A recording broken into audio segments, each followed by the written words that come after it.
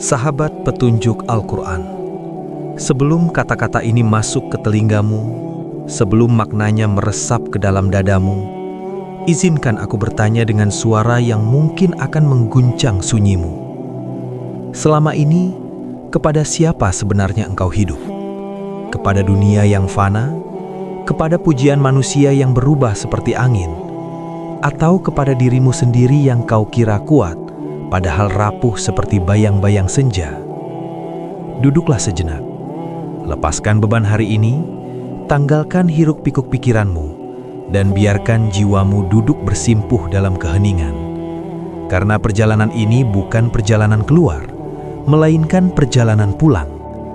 Kita akan menelusuri lorong batin yang sering kita hindari. Lorong tempat ego bersembunyi. Tempat kesombongan halus berbisik bahwa kita mampu, bahwa kita berkuasa, bahwa kita ada. Padahal dalam hakikat makrifat, kita hanyalah tiada. Kita hanyalah bayang yang bergerak karena cahaya. Kita hanyalah gelombang kecil di samudra hakikat yang luas tak bertepi. Dan malam ini, atau pagi ini, di saat engkau mendengar narasi ini, mungkin inilah saatnya engkau menyadari, semua yang kau anggap aku, mungkin hanyalah tirai tipis yang menutupi kehadiran sang kekasih yang selalu lebih dekat daripada urat nadimu sendiri. Dalam jalan makrifat, para pencari tidak memulai dengan mencari Allah di langit yang jauh, tetapi di dalam ruang terdalam dirinya. Namun anehnya, justru disitulah manusia paling jarang menatap. Kita sibuk memperbaiki wajah di cermin dunia, tetapi lupa membersihkan cermin hati. Kita sibuk mengumpulkan pengakuan, tetapi lupa mengumpulkan kesadaran. Padahal rahasia terbesar dari kalimat la haula wala quwata illa billah bukan sekedar zikir di lisan, melainkan kehancuran total dari perasaan memiliki daya. Tiada daya untuk mencintai tanpa Dia, tiada daya untuk taat tanpa Dia, bahkan tiada daya untuk bernafas tanpa Dia. Maka di hadapan makrifat, manusia tidak lagi berdiri sebagai makhluk yang merasa mampu, tetapi sebagai hamba yang larut dalam pengakuan, aku ini tidak ada, yang ada hanyalah tajali sifat-sifatmu yang memancar melalui wujudku. Ketika engkau berjalan, itu bukan kekuatanmu. Ketika engkau berpikir, itu bukan kecerdasanmu. Ketika engkau beribadah, itu bukan kemuliaanmu. Semua hanyalah nurullah yang menampakkan diri melalui wadah yang rapuh bernama diri. Dan jika engkau mulai memahami ini, maka engkau sedang mengetuk pintu sebuah makam batin yang dalam, makam di mana ego mulai melemah dan kehadiran ilahi mulai terasa seperti angin sejuk yang tak terlihat namun menenangkan. Namun, sahabat petunjuk Al-Quran, jalan ini bukan jalan meninggalkan syariat. Jangan keliru. Jangan sampai engkau terpesona oleh kedalaman hakikat lalu meremehkan wadah lahiriah. Syariat adalah perahu dan hakikat adalah samudranya. Tanpa perahu, engkau akan tenggelam dalam khayalan spiritual yang menipu. Tanpa samudra, perahu hanya akan terdampar di pantai formalitas. Maka orang yang benar-benar mengenal makrifat justru semakin lembut akhlaknya, semakin khusyuk ibadahnya, semakin tunduk sujudnya. Ia tidak merasa telah sampai, karena setiap langkah membuatnya semakin sadar betapa jauhnya perjalanan menuju kesempurnaan adab di hadapan Allah. Ia menjaga sholat bukan sekedar kewajiban, tetapi sebagai pertemuan. Ia menjaga lisan bukan sekedar etika, tetapi sebagai bentuk kehormatan kepada cahaya yang bersemayam dalam setiap makhluk. Dan disinilah keseimbangan itu lahir. Kaki berpijak di bumi syariat, hati tenggelam di samudra hakikat. Orang yang berjalan di jalan ini tidak menjadi aneh, tidak menjadi sombong spiritual, tidak merasa lebih suci. Justru ia merasa paling lemah, paling bergantung, paling membutuhkan. Karena semakin dekat ia pada cahaya, semakin terlihat debu-debu dalam dirinya. Bayangkanlah sebuah cermin tua yang tertutup debu tebal. Cermin itu sebenarnya jernih, mampu memantulkan cahaya matahari dengan indah. Namun karena debu yang menumpuk bertahun-tahun, ia menjadi kusam, gelap, bahkan tampak seperti bukan cermin lagi. Begitulah hati manusia. Di dalamnya ada nurullah yang siap memantulkan keindahan ilahi. Namun ego, kesombongan, rasa memiliki dan ketergantungan pada dunia adalah debu-debu yang menutupinya. Kita seringkali mengira cermin itu rusak, padahal yang perlu dilakukan hanyalah membersihkannya. Setiap zikir adalah sapuan lembut. Setiap taubat adalah tetesan air yang meluluhkan kotoran. Setiap kesadaran bahwa kita tidak memiliki daya adalah hembusan angin yang menyingkirkan debu. Dan ketika cermin itu mulai bersih, sedikit demi sedikit, engkau akan melihat bahwa yang terpantul bukan dirimu, melainkan cahaya dari Sang Kekasih. Engkau akan menyadari bahwa selama ini Allah tidak pernah jauh. Yang jauh hanyalah kesadaranmu, yang terhalang hanyalah pandangan batinmu. Dan makrifat bukan tentang menjadi sesuatu yang luar biasa, tetapi tentang kembali menjadi hamba yang jujur dalam ketidakberdayaannya. Maka pada awal perjalanan ini, janganlah engkau terburu-buru ingin sampai. Duduklah dalam kesadaran bahwa setiap detik hidupmu adalah tajalli dari kehendaknya. Biarkan kalimat la haula wala quwata meresap bukan hanya di lisan, tetapi di tulang dan darahmu. Rasakan bahwa setiap detak jantung adalah izin, setiap langkah adalah karunia, setiap napas adalah pinjaman. Jika hari ini engkau masih merasa kuat, maka berdoalah agar kelembutan menyentuh hatimu. Jika hari ini engkau merasa lemah, maka bersyukurlah, karena mungkin itulah pintu awal makrifat. Perjalanan mengenal Allah bukanlah perjalanan menemukan sesuatu yang baru, melainkan menyingkap apa yang selalu ada. Dan di bagian awal ini, cukup satu kesadaran yang perlu engkau peluk erat. Engkau bukan pusat dari hidupmu. Engkau hanyalah wadah. Engkau hanyalah cermin. Engkau hanyalah setetes air yang suatu hari akan kembali larut ke dalam samudra hakikat. Dan ketika kesadaran itu mulai tumbuh, maka perjalanan menemukan Allah dalam dirimu pun perlahan dimulai. Sahabat petunjuk Al-Quran, setelah engkau duduk dalam keheningan dan mulai merasakan getaran halus di dalam dada, kini saatnya menatap sesuatu yang sering kita hindari, ego. Ego bukan hanya kesombongan yang tampak jelas, bukan hanya perasaan lebih baik dari orang lain, tetapi juga rasa memiliki atas amal, rasa bangga atas ibadah, bahkan rasa halus bahwa kitalah yang sedang mencari Allah. Padahal dalam jalan makrifat, justru perasaan akulah yang mencari itu sendiri adalah hijab paling tipis namun paling kuat. Karena selama masih ada rasa bahwa aku berdaya menujunya, maka perjalanan itu belum sepenuhnya berserah.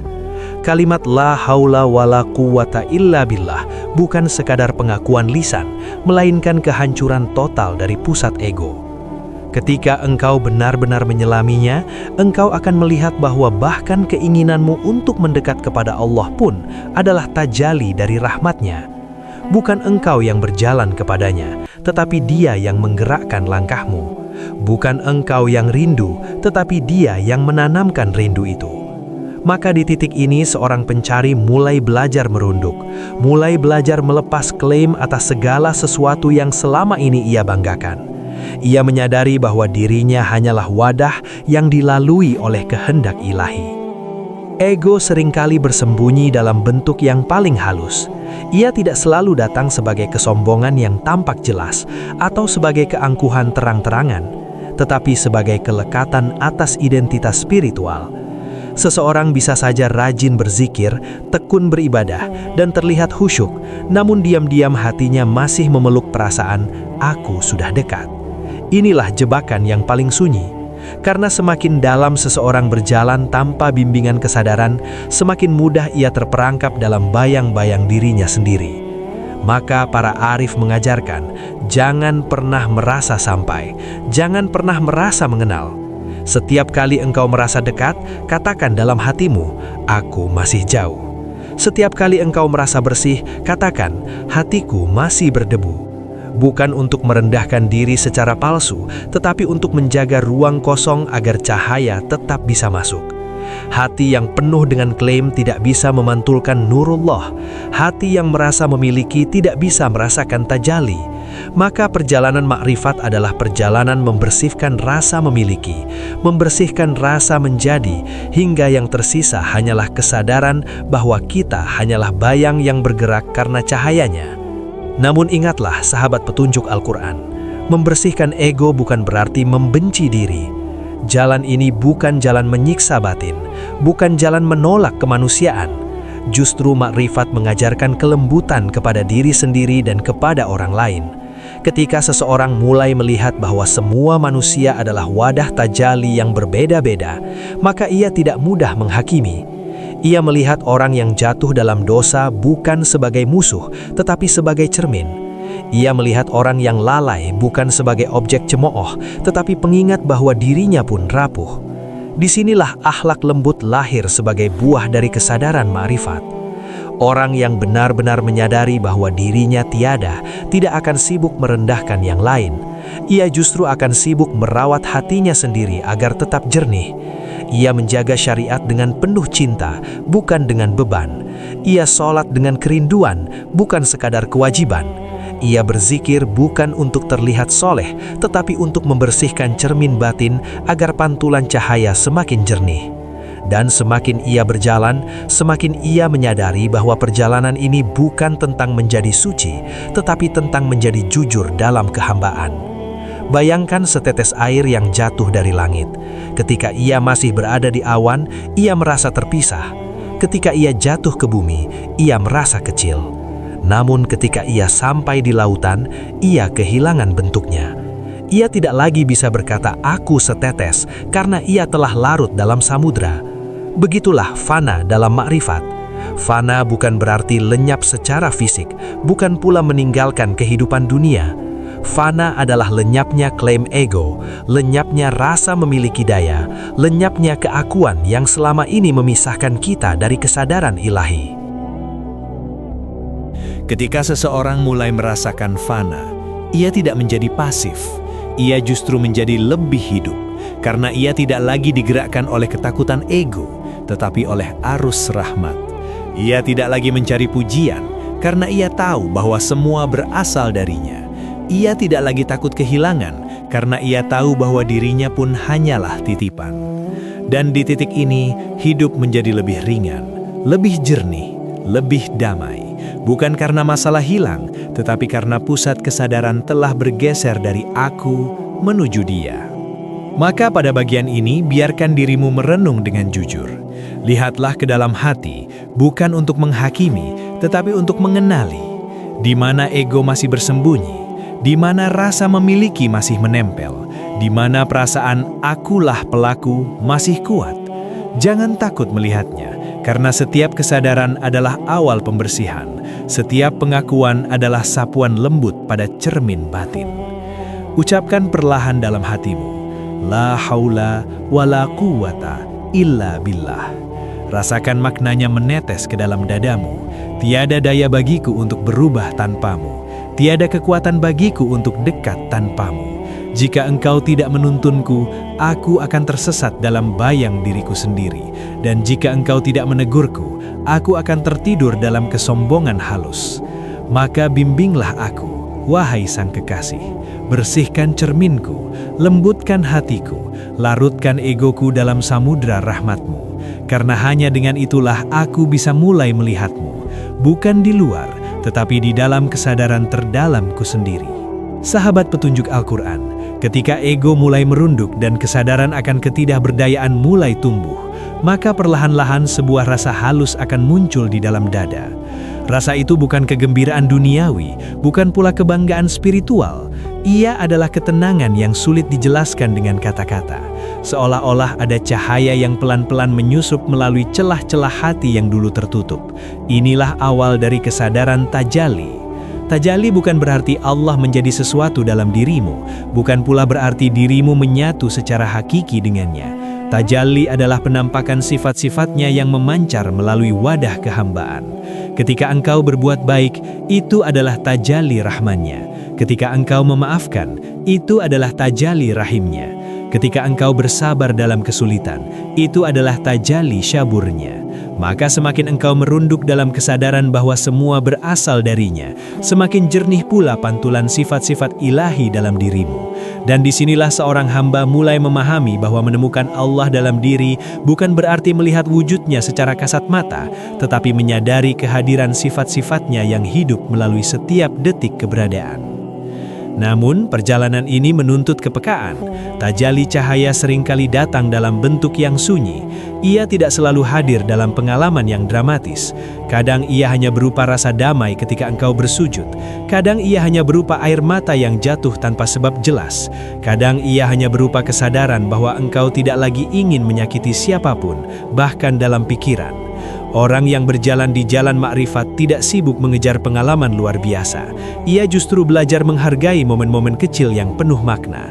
Setiap tarikan napas menjadi zikir, setiap langkah menjadi kesaksian, setiap pertemuan dengan manusia lain menjadi kesempatan untuk melihat tajalli dalam bentuk yang berbeda. Ia melihat bahwa sang kekasih menampakkan diri melalui segala sesuatu, namun tidak terikat oleh apapun. Ia hadir dalam kelembutan seorang ibu, dalam kejujuran seorang anak, dalam kesabaran seorang fakir, dalam keheningan malam yang panjang. Dan ketika kesadaran ini tumbuh, dunia tidak lagi terasa hampa. Segala sesuatu menjadi isyarat, segala sesuatu menjadi ayat, segala sesuatu menjadi cermin yang mengingatkan bahwa cahaya itu selalu ada, bahkan ketika mata batin kita belum sepenuhnya terbuka. Tetapi ingatlah sahabat petunjuk Al-Quran, semakin seseorang merasakan kehadiran cahaya, semakin ia harus menjaga adab. Jangan sampai pengalaman batinmu membuatmu merasa istimewa. Jangan sampai ketenangan yang engkau rasakan berubah menjadi kebanggaan halus. Jalan ini penuh ujian yang lembut. Seseorang bisa saja merasakan kedekatan, lalu tanpa sadar membangun identitas baru sebagai orang yang dekat. Disinilah syariat kembali menjadi penjaga. Salat menjaga kerendahan, puasa menjaga kejujuran, zakat menjaga kepedulian. Semua ibadah lahiriah adalah penyeimbang agar perjalanan batin tidak melayang tanpa arah. Orang yang benar-benar berjalan di jalan makrifat justru semakin sederhana. Ia tidak merasa perlu mengumumkan kedalaman batinnya. Ia tidak merasa perlu terlihat suci. Ia lebih memilih menjadi hamba biasa yang lembut akhlaknya, yang menebar ketenangan di sekitarnya, yang tidak banyak bicara tentang pengalaman spiritualnya. Karena ia tahu, semakin banyak ia berbicara tentang dirinya, semakin tebal pula tirai yang bisa kembali menutup cermin hatinya. Maka ia memilih diam, ia memilih merunduk, ia memilih membiarkan cahaya bekerja dalam sunyi. Bayangkan sebuah lampu di dalam ruangan gelap. Lampu itu menyala, namun tertutup oleh kain tipis. Cahaya masih ada, tetapi redup. Ketika kain itu dibuka sedikit demi sedikit, cahaya mulai memancar lebih terang. Bukan karena lampunya berubah, tetapi karena penghalangnya berkurang. Begitulah hati manusia. Nurullah selalu ada, namun tertutup oleh lapisan-lapisan ego, ketakutan, dan kelekatan dunia. Ketika engkau mulai membersihkan lapisan-lapisan itu melalui zikir, taubat, dan kesadaran akan ketidakberdayaan, maka cahaya yang sama akan terasa lebih terang. Engkau tidak menjadi lebih suci dari orang lain. Engkau hanya menjadi lebih terbuka terhadap kehadirannya. Dan ketika cahaya itu mulai terasa, engkau akan melihat dunia dengan cara yang berbeda. Masalah tidak lagi terasa sebagai hukuman, tetapi sebagai undangan untuk kembali. Kesedihan tidak lagi terasa sebagai beban, tetapi sebagai ruang untuk merasakan kelembutan ilahi. Bahkan kesendirian tidak lagi menakutkan, karena di dalamnya engkau merasakan ditemani oleh kehadiran yang tak terlihat namun nyata. Pada titik ini, perjalanan makrifat mulai terasa seperti pulang. Bukan pulang ke tempat fisik, tetapi pulang ke kesadaran bahwa sejak awal engkau tidak pernah benar-benar terpisah. Yang terpisah hanyalah perhatianmu, yang jauh hanyalah kesadaranmu. Maka duduklah sejenak dalam keheningan setelah bagian ini. Rasakan nafasmu, rasakan detak jantungmu. Ucapkan dalam hati dengan penuh kesadaran, La haula wala quwata illa billah. Biarkan kalimat itu turun dari lisan ke dada, dari dada ke jiwa. Rasakan bahwa setiap detik hidupmu adalah tajalli dari kehendaknya. Engkau bukan pelaku utama dalam kisah ini. Engkau hanyalah huruf kecil dalam kalimat besar yang ditulis olehnya. Namun justru disitulah keindahannya. Karena ketika engkau berhenti mencoba menjadi pusat, engkau akan merasakan kedamaian yang selama ini kau cari. Kedamaian yang tidak bergantung pada keadaan. Kedamaian yang lahir dari kesadaran bahwa Sang Kekasih selalu hadir, selalu dekat, selalu memancar melalui setiap helaian nafas yang engkau jalani. Dan disinilah engkau mulai menemukan Allah, bukan di kejauhan, tetapi di kedalaman dirimu sendiri yang sunyi. Sahabat petunjuk Al-Quran, ketika cahaya mulai terasa dalam kesadaran, ada satu tahap yang seringkali menakutkan bagi jiwa, tahap melepas. Melepas bukan berarti meninggalkan kehidupan, bukan pula menjauh dari tanggung jawab dunia. Melepas dalam jalan makrifat adalah melepas perasaan menjadi pusat. Selama ini kita hidup seolah-olah segala sesuatu berputar di sekitar aku. Aku yang ingin dipahami, aku yang ingin dihargai, aku yang ingin berhasil. Namun ketika kesadaran makrifat mulai tumbuh, perlahan-lahan pusat itu bergeser. Engkau mulai merasakan bahwa hidup ini bukan tentang mempertahankan citra diri, tetapi tentang merawat kehadiran ilahi di dalam setiap detik. Dan disinilah fana mulai terasa. Fana bukan kehancuran yang menakutkan, tetapi pelepasan yang menenangkan. Ia seperti seorang musafir yang akhirnya meletakkan beban berat di pundaknya setelah perjalanan panjang. Ia tidak kehilangan dirinya, tetapi ia kehilangan kelekatan pada dirinya. Ia tidak hilang sebagai manusia, tetapi ia hilang sebagai pusat.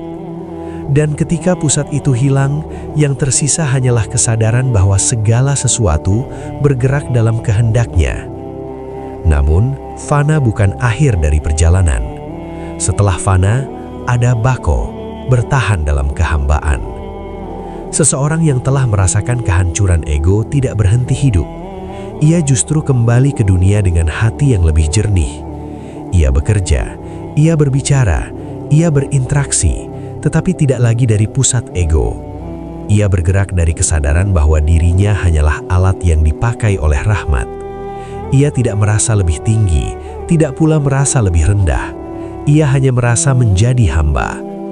Dan kehambaan ini terasa ringan, terasa damai. Ia tidak lagi terburu-buru mengejar pengakuan. Ia tidak lagi mudah terluka oleh penilaian manusia. Karena ia tahu bahwa yang penting bukanlah bagaimana dunia melihatnya, tetapi bagaimana ia menjaga adab di hadapan Sang Kekasih. Maka orang yang sampai pada tahap ini justru menjadi lebih sederhana. Ia tertawa dengan tulus, ia mendengar dengan penuh perhatian, ia menolong tanpa banyak bicara. Ia hadir di dunia bukan sebagai sosok yang ingin terlihat suci, tetapi sebagai hamba yang ingin tetap dekat. Dan disinilah keseimbangan syariat dan hakikat menjadi sangat penting. Jangan pernah mengira bahwa merasakan kedekatan batin berarti engkau boleh meremehkan ibadah lahiriah. Justru sebaliknya, semakin dalam seseorang mengenal makrifat, semakin ia menjaga syariat dengan penuh cinta. Ia sholat bukan sekedar kewajiban, tetapi sebagai pertemuan yang ia rindukan. Ia berzikir bukan sekedar rutinitas, tetapi sebagai nafas yang menghidupkan hati. Ia menjaga akhlak bukan sekedar norma sosial, tetapi sebagai pantulan dari kesadaran bahwa setiap makhluk adalah wadah tajali. Orang yang benar-benar berjalan di jalan ini akan terlihat biasa di dunia, namun luar biasa dalam kelembutan hatinya.